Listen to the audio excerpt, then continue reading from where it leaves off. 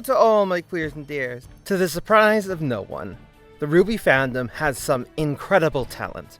In RWBY's current hiatus, we wanted to come together to shine a light on talent and inspire even more. Summer of RWBY is a celebration of RWBY by RWBY fans for the RWBY community. As our contributions, Zellwriter and I have lightly updated our review/breakdown/analysis video on the first Justice League X RWBY film. I hope you find it interesting and enjoyable, and come to check out our respective channels to see the other work we've done. We've also both submitted essays to the One Magical Scene playlist that has been organized by RWBY tuber Robin Rising, so I hope you'll find the time to check those out as well.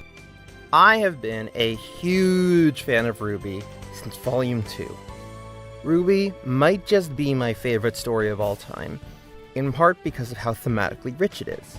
I initially found Zell through their videos analyzing RWBY in the same way that I love to. I think their RWBY Is series is spectacular, and I highly recommend every episode. So to have them here to do just that is amazing. Welcome, Zell. It's wonderful to have you here. Hello everyone, and thanks Adam, it's great to be here.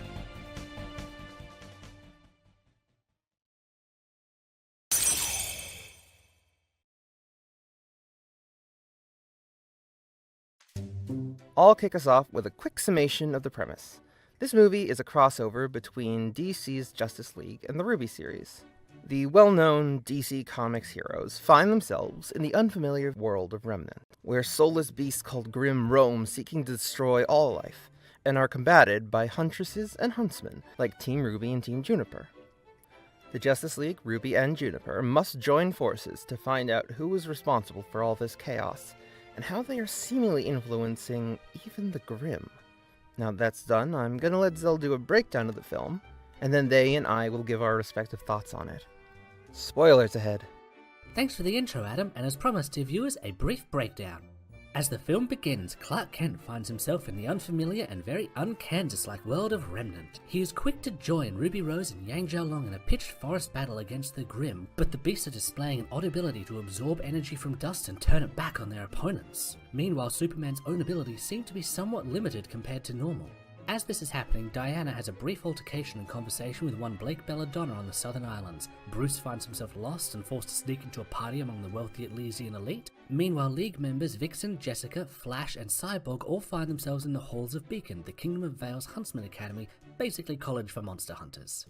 The League also find that their ages have regressed and their memories are spotty as a result of whatever caused this clash of worlds. The Remnant locals like Blake and Ruby also find their own recollections confused, recalling the fall of Beacon even as they walk its halls as nearly the entire cast comes together, save for Weiss and Bruce who are trapped in Atlas. The Justice League as well as Team RWBY and the surviving members of Juniper must join forces to find out who is responsible for all this chaos and how they are seemingly influencing the Grimm. What follows is the classic Dungeons & Dragons decision of splitting the party, though without so much disaster this time.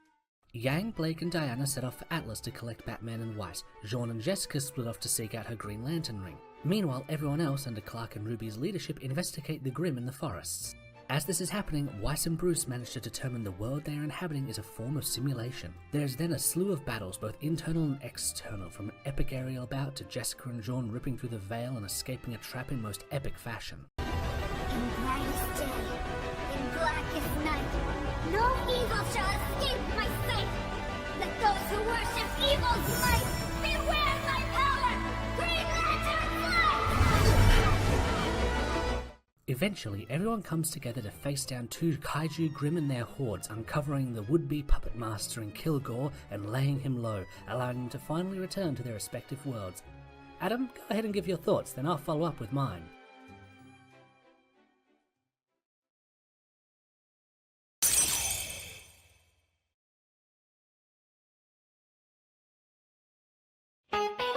In my opinion, I think a lot more of this movie worked than didn't. A lot of the pair-ups were fantastic choices, though as someone with chronic anxiety myself, I found the story with Jessica and John particularly meaningful, as well as extremely well executed. I also really liked digging into Jean's remaining pain over Pyrrha, his genuine love for her that he discovered too late, and the remaining survivor's guilt he can't quite let go of. If this takes place somewhere during Volume 7, as the ending of Part 1 may be hinting at, I think it shows how even though he's much healthier mentally, he still has an obsessive side that comes out when old traumas are uncovered, something we see come to a head in Volume 9. I also really appreciated how Clark's confident leadership and commanding presence became the crux of RWBY's arc as someone still struggling with having any faith in her own leadership. The other super strong dynamic was between Diana, Blake, and Yang, and wow was it queer. Both Blake and Yang, but especially Yang, immediately had crushes on Diana, and jealous Blake was fun to see, though I appreciate it wasn't dragged out too long. The idea of being a warrior and the struggles that come with that were very fascinating to see explored as well. In terms of what didn't work for me, the jealous Ren stuff didn't hit quite right. However, if this is Volume 7, it makes a bit more sense, as that was Ren at the height of his emotional repression, still unable to process his feelings or express them in a healthy way, including but not limited to his love for Nora. Zell has made a decent point in my Discord community about Cyborg and Nora having some compatibility, specifically in terms of personality and semblances, but even so, I found it a little bothersome. Not too much to detract from the overall quality of the film, though. In a similar way, my other main point of contention is the Weiss-Bruce subplot. It's not too detrimental to the overall film, but Bruce potentially staying on Remnant just so he could have powers didn't work for me. Zell again made a good point in my community that this is not the first time Bruce has ever been insecure about not having powers, even though it's definitely made more explicit here. However, I feel there were other ways to explore why he might want to stay that would have been stronger to explore. First one that I think might have been worth diving into was one of his first lines in the film. He briefly mentions his detest of the wealthy, and how they often embrace a comfortable bubble of privilege and ignorance, that they then get upset about anyone trying to puncture, while they make the world worse for everyone outside of their bubble.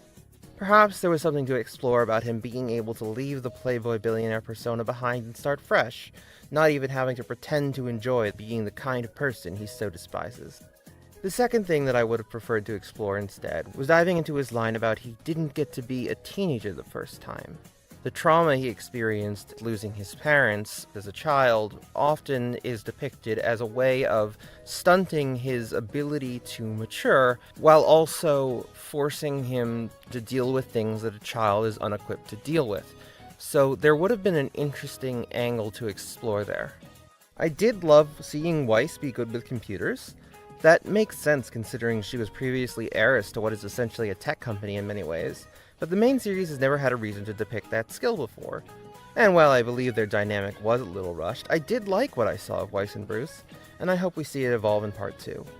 The fights were great, innovative, and fun, and using a lot of really cool abilities in cool ways. I never felt like any characters were treated like favorites in fights or story, which is always a concern in crossovers, so that was really nice. Zell, what were your thoughts?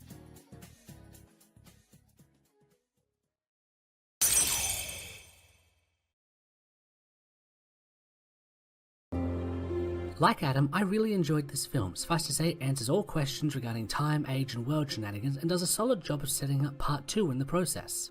The action scenes are awesome and have a solid sense of spectacle with tons of great team combos. They all bounce off one another in fun and engaging ways as well for the most part. The various casts and worlds are neatly balanced, with no one side getting undue dominance, and the dynamic of the younger Justice League helps a lot in this. I like that the usual habits for crossovers to have one side dominate is also basically brought up in the movie and then subverted so neatly.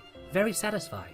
The designs, voices, music, and direction are all super solid. All in all, a fun romp with a couple of bumps, but that I'd have no trouble recommending to someone. Like Adam, I do have some more specific musings on the various team-ups and what they brought to the movie. RWBY and Yang find Clark in the woods and manage to strike up a nice rapport that has an almost sibling vibe to it. RWBY and Clark especially are basically a double act through the film, and they bounce off each other really well. Their shared burden of leadership was a smart thing to centre on, and honestly it's nice to see a Justice League that unambiguously has someone other than Batman leading it. Though, when it comes to RWBY's arc, I'm not sure if it was perfectly executed, both with Clark being able to come up with plans tied to the Remnantian skills, and RWBY's resolution in terms of her final plan being a little ill-defined. Though, I do accept Adam's point regarding where RWBY is mentally when the story is set, and how that informs her anxiety. Ultimately, the relationship and vibes were solid, but the story structure for the conclusion could have used some more work.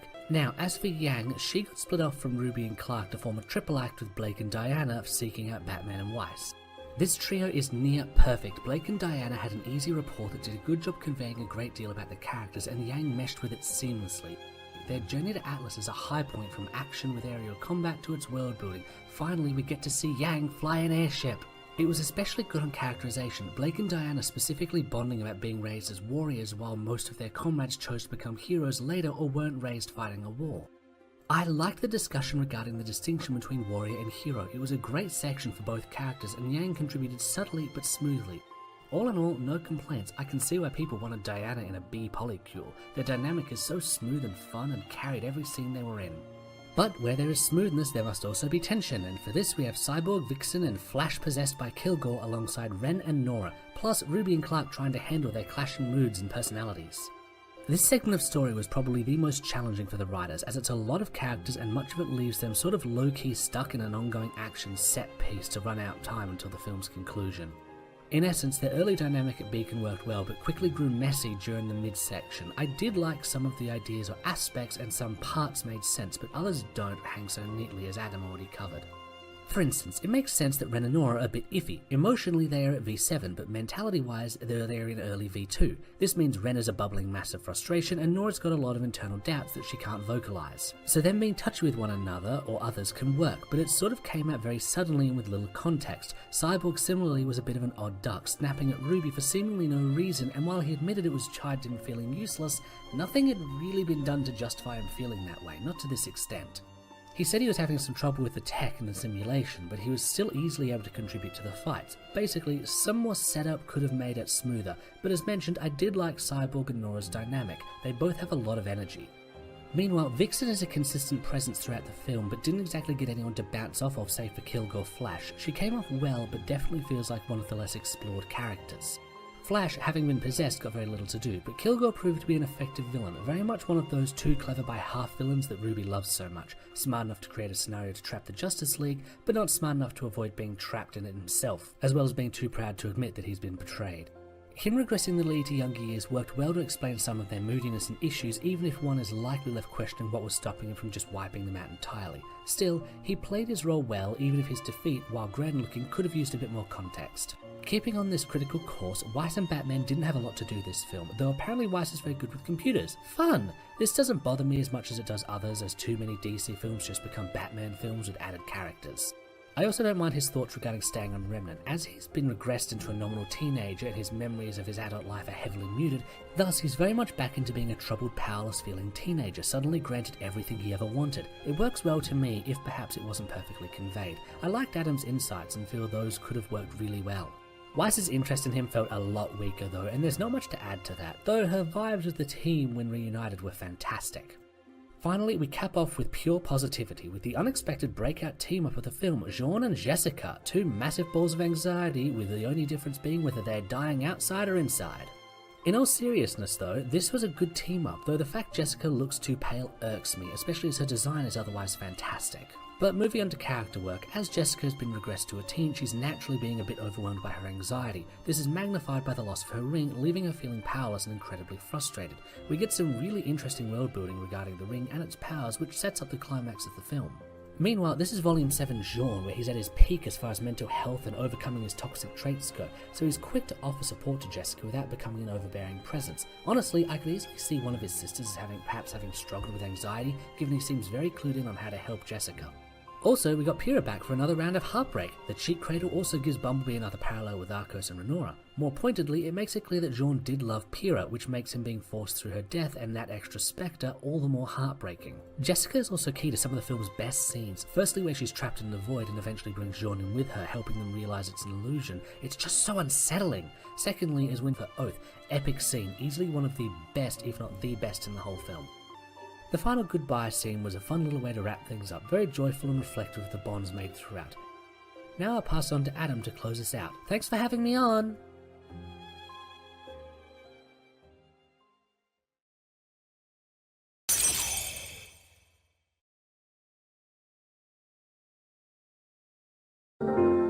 This film is probably a good 8 out of 10 for me. Would absolutely recommend.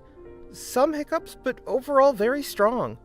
Not sure how it might come across to non-RWBY fans, though, as while its canonicity is dubious, it does seem to slide into canon if one so desires. That means there's a lot of references to canon events.